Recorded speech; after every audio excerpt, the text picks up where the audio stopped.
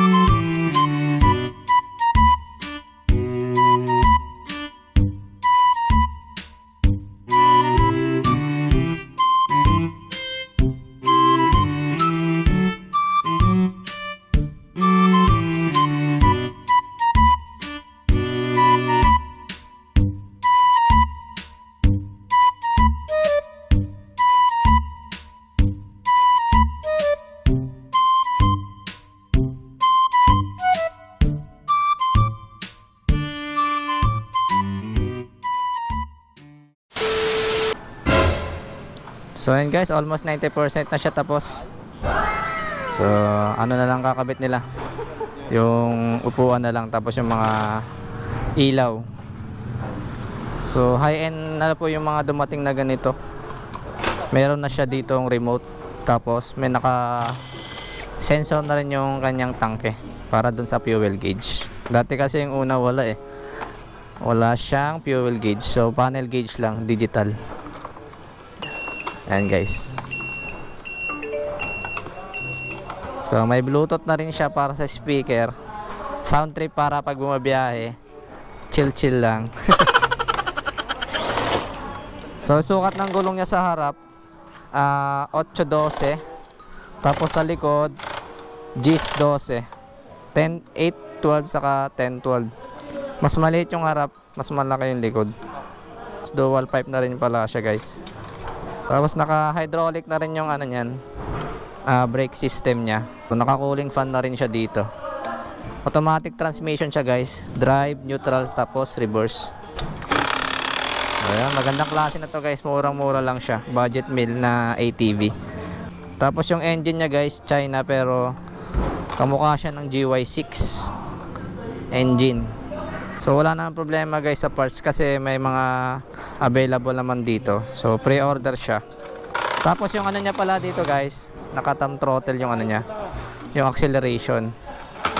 So ito yung isa kanina guys na ina-assemble nung una. So camouflage naman to. Ito na yung finished product guys ng 200cc. So meron na rin pala siyang kasama ditong side mirror. Ayan. So libre na to, dati kasi walang kasama side mirror. So meron na rin pala siya dito ang ano, kickstart. Automatic transmission po yan guys. So pwede siya sa mga babae. Tapos pangmatanda talaga siya. So hindi siya pwede sa pambata. Medyo malakas yung makina niya, 200cc kasi. So ito yung kabuuan niya, ang ganda. Big bull talaga, malaki. Malaki na yung ano niya, tsura sa personal. Tingnan niyo yung ilaw niya guys. Ayan, open natin yung kanyang ano. Ayan. Ayan guys, so adjustable naman to. So pwede itaas, pwede baba, depende sa lokasyon na pupuntahan nyo. So kung pupunta kayo ng mga bundok, so pwede nyo itaas tong dalawa. Ganito kasi yung pinaka standard na itsura nito guys. Mataas yung dalawa, tapos nakababa tong dalawa. Para ito yung sa taas, tapos ito yung sa baba, sa kalsada. So ayan yung pinaka standard na itsura ng kanyang ilaw. So naka-tie rod na rin siya. So hindi nga lang siya ano, differential, pero aux na rin to kasi malaki naman yung clearance niya pag numili ko. Ayan, ayan yung sagad niya. So may reverse naman siya, hindi naman kayo mahirapan. Sa mga 300cc lang kasi guys yung may mga differential na gear. para hindi mahirapan lumiko-liko. Pero aux na yan guys, kasi murang-mura lang naman to eh. So ayan, may speedometer na rin yan. Ito yung kanyang ano, sensor. Tapos makapal yung axle nito, solid, di ba? Tapos meron pa rin siya ditong ano, grill, carry grill. Ayan, pwede kayong magkarga dyan ng kung ano-ano. Pwede nyo rin ito extend ng ano, ng mahaba dito para mas marami kayong mailagay. So dito rin sa harap pwede rin kayong mag-extend. So naka ano naman sa inyo kung gusto nyo pahabaan. Ganda nga, laki, big bull. So ito yung itsura guys ng kanyang gearing position para sa drive, neutral, tapos reverse. Ayan. So carb type po siya, hindi siya FI. Yung gas consumption nito, I think nasa 28 km per liter or 30 km per liter. Ganun lang siya naglalaro yung gas consumption. Medyo tipid naman siya. So malaki pa yung harapan niya guys. Ayan. So high end na pala yung mga lumalabas na ganito ngayon, kasi meron na siyang remote para sa alarm saka sa automatic drive. Parang sa mga e-bike na yung kanyang ano, yung kanyang specs, meron siyang board. Ito yung isa, may board to ito guys. Kay Sir Ryan, Oh, 1,000. Labo ka bayad ng pass. ito. Ayan. Look, may ibon. May duplicate na rin yan guys. Dito lang talaga ako natatawa sa ano, susi, parang sa Durabox. Oh. Yung susi niya parang sa Durabox lang, maliit eh. Kaya Durabox, under yan. Oh. All goods naman yan, maganda naman. Pwede nyo papalitan kung gusto nyo.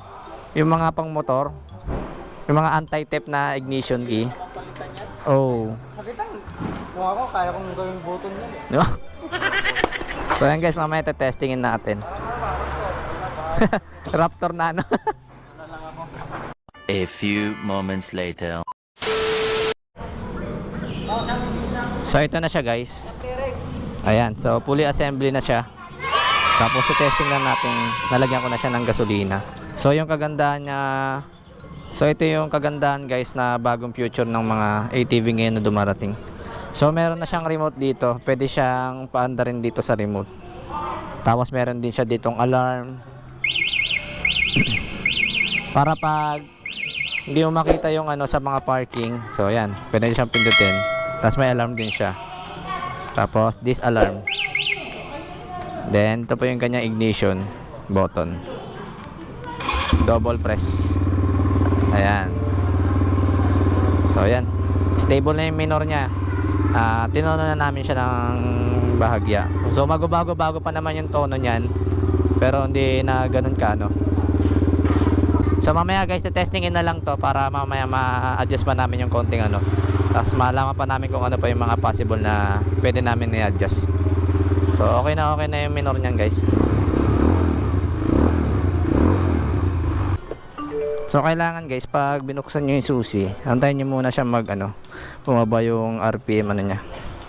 Nag-iilaw yung ano niya, yung fuel. So hindi niya pa kasi nare-reach yung nandito, kaya hindi niya pa ma-detect yung gasolina. So pag na full tank kaya mas maganda.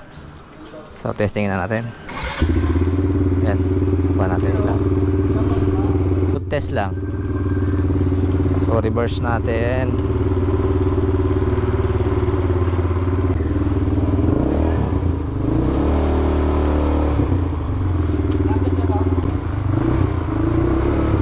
Shut out.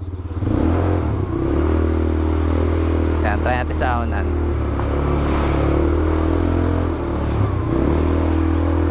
Wala pa ng daanan.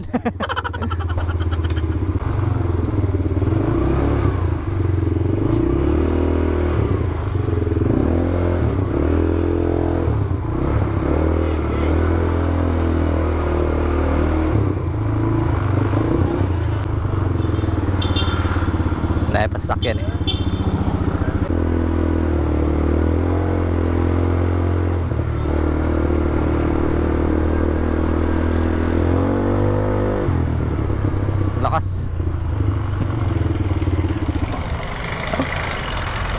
Mababa yung minor.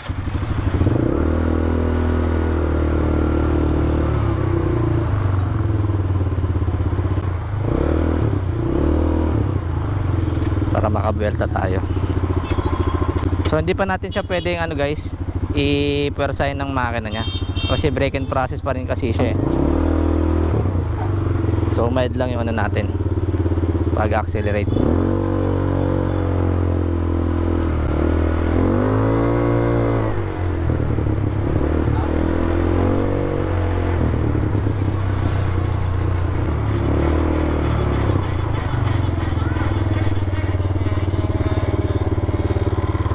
Ano yun? May naipit siya ata. Ito pa.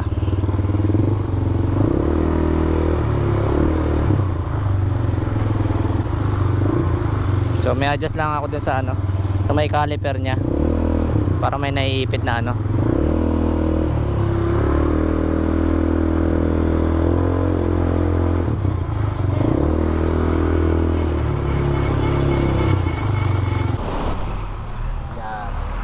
Yung alin? Yung sa higpit yan. Ay, oo nga no. Ay, maluwag no. So may higpitan lang kami din ng konti.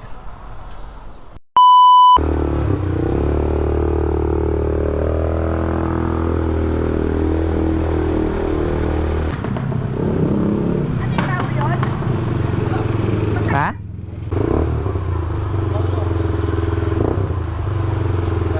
Okay na. Paano yan? Paano yan? Saan? Yung pala yun ha.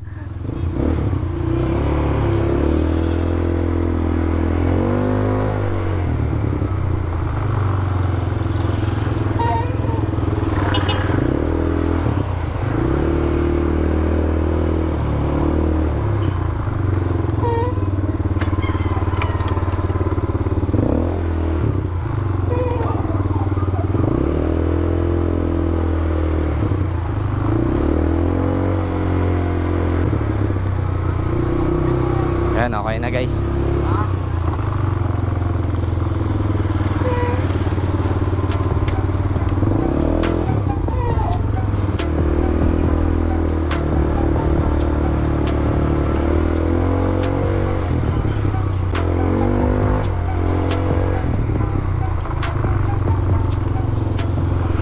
Okay.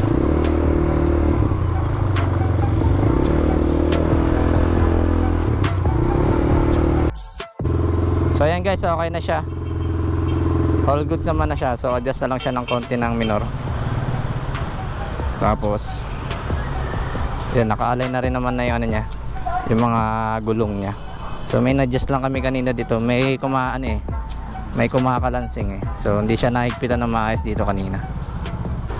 So ready to deliver na lang to. All goods naman na yung mga ano niya, wiring niya. So yun lang guys.